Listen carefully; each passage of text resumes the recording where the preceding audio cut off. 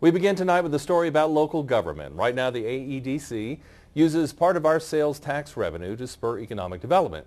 For the past 20 years, they've used the money to create jobs and promote business. But some local leaders would like to see some of those dollars used for community projects. Investigative reporter David Grasso-Ortega is here to explain. David? Larry, the AEDC has a revenue stream of about $17 million a year through a half-cent sales tax added to most transactions here in Amarillo.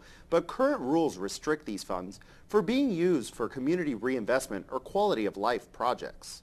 Today, economic development corporations, or EDCs, in Texas are pretty common, but Amarillo was the first one in the state. When the Amarillo EDC incorporated, EDCs were only meant to create or retain primary jobs, or jobs that have a large economic impact. We just don't have the quality of the jobs that we ultimately would like to have. That's why AEDC works on bringing the Bell helicopters in, so we can really push toward more high tech. But for a number of years, a different type of EDC has been possible in Texas, and it's called a Type B. Type Bs have much more flexibility and can reinvest in community projects. The Amarillo EDC is a Type A and cannot do this.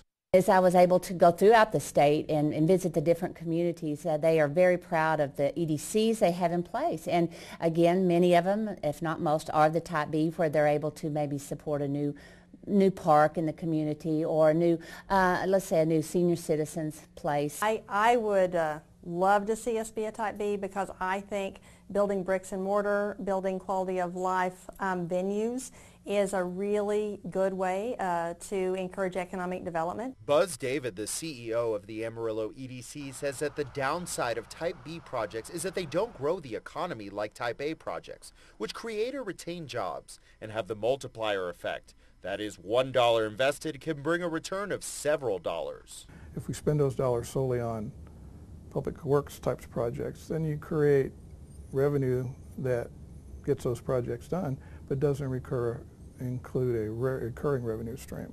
Although the Amarillo EDC is a Type A economic development organization, voters can fund Type B projects or change the organization entirely to a Type B, or even have both Type A and Type B EDCs in the same city. My focus, if we went to a B project, first of all, it would have to be an election that would allow that.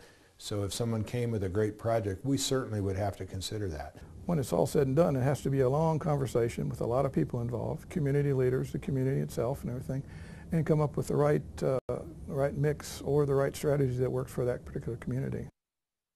And Amarillo's tax receipts are a windfall in many ways. It's estimated the majority of our sales tax dollars that support economic development come from people who live outside of Amarillo and come here to shop from nearby cities. And as we learned tonight, many leaders would like to see some of that money reinvested in quality of life projects, not just in luring corporate jobs to the area.